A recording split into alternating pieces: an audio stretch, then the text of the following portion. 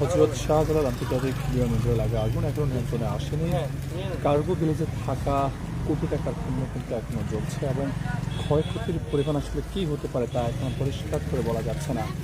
আমরা যেমনটি জানতে পেরেছিলাম, এই কার্গো ভিলেজে রাখা ছিল বিভিন্ন পোশাক, ইলেকট্রিক পণ্য এবং ওষুধসহ নানা ধরনের নানা সামগ্রী, কিন্তু আগুনের যে সূত্রপাত, সেই সূত্রপাতটি কীভাবে শুরু হয়েছে সেটি এখনও বলা যায়নি। তবে ক্ষয়ক্ষতির যে পরিমাণ সেটিও কত হবে সেটিও এখনও পরিষ্কার করে কেউ বলতে পারছে না। তবে যারা এখানকার ব্যবসায়ীরা আছেন, আমদানিকারক রপ্তানিকারক যারা আছেন, তারা কিন্তু এরই মধ্যে বিমানবন্দরের বিভিন্ন গেটে এসে তারা অবস্থান করছেন, আহাজারি করছেন। এবং আমরা কিছুক্ষণ আগে অর্থাৎ বিকেলে এক ব্যবসায়ীর সঙ্গে কথা বলেছিলাম, তিনি বলেছিলেন যে চায়না থেকে তার কিছু পণ্য এসেছিল এবং তিনি আগামীকালই সেই যে কার্গো ছিল সেই কার্গো ব্যাংক প্রসেসের মাধ্যমে সেটি বের করার কথা, কিন্তু এর আগে আজকে লাগা আগুনে তার স্বপ্ন পড়েছে, সঙ্গে পড়েছে তার চায়না থেকে আসা সব ধরনের মালামাল। তিনি আক্ষেপ করে এবং হাজারি করে বলছিলেন সেই সমস্ত কথা গণমাধ্যমকে। আমরা রয়েছি এই মুহূর্তে শাহজালাল আন্তর্জাতিক বিমানবন্দরের যে ল্যান্ডিংটি রয়েছে অর্থাৎ ল্যান্ড পয়েন্ট, সেই পয়েন্টে, এবং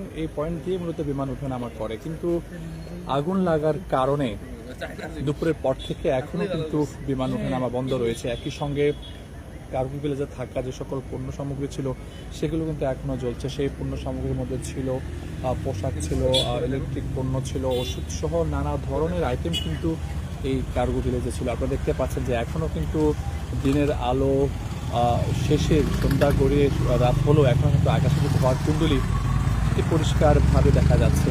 এবং আমরা দেখতে পাচ্ছি এক এক করে ফায়ার সার্ভিসের প্রায় 37টি ইউনিট এখনও আগুন নেভানোর কাজে তারা চেষ্টা চালিয়ে যাচ্ছেন। একই সঙ্গে সেনাবাহিনী, বিমান বাহিনী, নৌবাহিনীর সদস্যরা তারাও কিন্তু এই আগুন নেভানোর কাজে কাজ করছেন। আমরা যেমনটি খবর পেয়েছিলাম কিছুক্ষণ আগেই যে 14 জন আনসার সদস্য তারা আহত হয়েছেন, তাদেরকে নিকটস্থ যে হাসপাতাল সেই হাসপাতালে নিয়ে যাওয়া হয়েছে। একই সঙ্গে ভিতরে বেশ কিছু স্বেচ্ছাসেবী যারা রয়েছেন তারা কাজ করছেন আগুন নেভানোর জন্য, এবং ফায়ার সার্ভিস, সেনাবাহিনী, নৌবাহিনী, বিমান বাহিনী সহ বিভিন্ন সংস্থা যেগুলো রয়েছে তারাও কিন্তু আগুন নেভানোর কাজে তারা ওখানে কাজ করছেন।